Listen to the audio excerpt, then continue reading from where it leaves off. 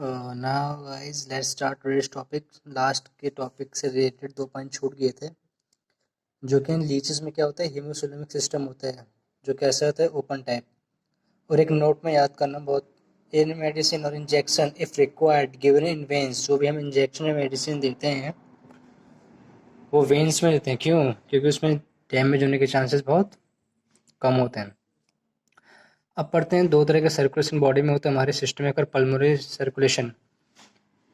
पहला पढ़ेंगे systemic circulation, जो होता है अबाउट 84%, जिसमें कि 64% किसके थ्रू होता है, वेन्स, वेन्यूल और साइनोसॉइड के द्वारा, जबकि 13% आर्टरीज, और बच्चा जो 7% है वो आर्टेरियोल्स एंड कैपिलरीज दोनों को मिला के, और बच्चा कुछ रिमेनिंग 16% में 7% होता है हार्ट के थ्रू, कोरोनरी आर्टरी, और जो 9% होता है वो होता है पल्मोनरी सर्कुलेशन, लंग्स, जो हम दोनों के बारे में डिस्कस करेंगे।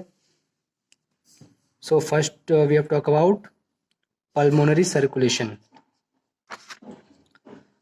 तो पल्मोनरी सर्कुलेशन क्या होता है, पहला देखेंगे हम, पहला सर्किट पल्मोनरी सर्कुलेशन का। Suppose this is 4 chambered heart, right atrium, right ventricle, left atrium, left ventricle.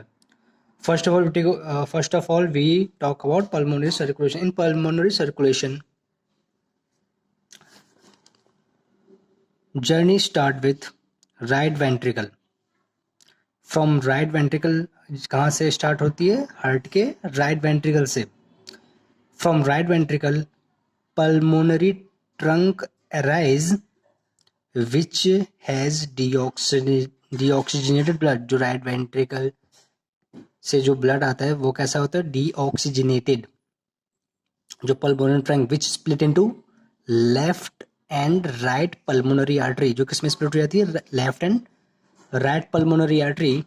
और ये जो पल्मोनरी आर्टरी होती है ब्लड को ड्रेन करेगी किसमें, लंग्स में, लेफ्ट एंड राइट. कैसे, मैं तुम्हें समझाने के लिए तुम लेफ्ट और राइट ये पार्ट दिखा दिए हैं लंग्स से. एक्चुअली ये एनाटोमिकल लंग्स की पोजीशन है नहीं, ये हम एक्चुअली समझाने के लिए डायग्राम बनाया है.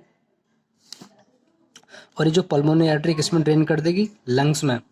और ये जो बीच वाला मैंने शो किया है पार्ट, ये वाला जो शो किया है ये है कैपिलरीज, जहाँ पे ब्लड होगा मिक्स, और क्या होगा यहाँ पे, ब्लड का ऑक्सीजनेशन, ब्लड यहाँ पे प्योरीफाई होगा थ्रू लंग्स.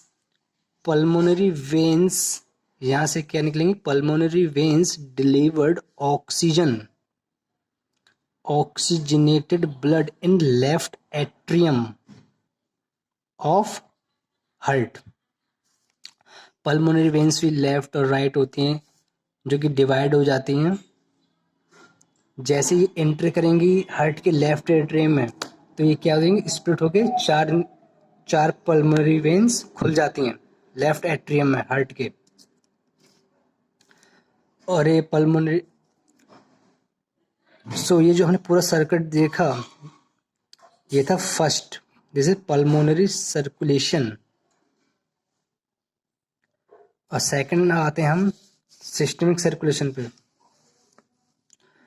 और now we talk out second circulation, that is systemic circulation. Now the journey start with left ventricle.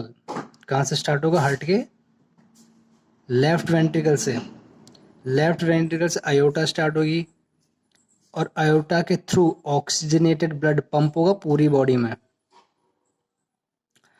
पूरी बॉडी. अच्छा, बॉडी से मतलब कुछ भी, जैसे ब्रेन हो गया, लिवर हो गया, या बॉडी का कोई भी ऑर्गन या टिश्यू, यहाँ तक कि बोन्स हो गई, कोई पार्ट या ऑर्गन जो कि बॉडी के अंदर होता है, बॉडी.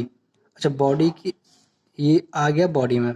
अच्छा, बॉडी से जो ब्लड वापस, जो वेस्ट प्रोडक्ट होता है, जो डीऑक्सीजनेटेड ब्लड होता है, वो वेन्यूल्स के थ्रू किस में चला जाता है, राइट एट्रियम में. वेन्स, वेन्यूल्स, वेना केवा के थ्रू किस में, सुपीरियर और इन्फीरियर वेना के थ्रू किस में डिलीवर्ड हो जाएगा, हार्ट के राइट एट्रियम में. This is about systemic circulation. ये क्या था, systemic circulation. I hope you guys, जो थोड़ा इजी वे में मैंने समझाने की कोशिश की है इन दोनों को, सिस्टमिक और पल्मोनरी सर्कुलेशन को. अगर आपको क्वेरीज है तो प्लीज़ आप कमेंट सेक्शन में प्लीज़ बोलिएगा। Thank you.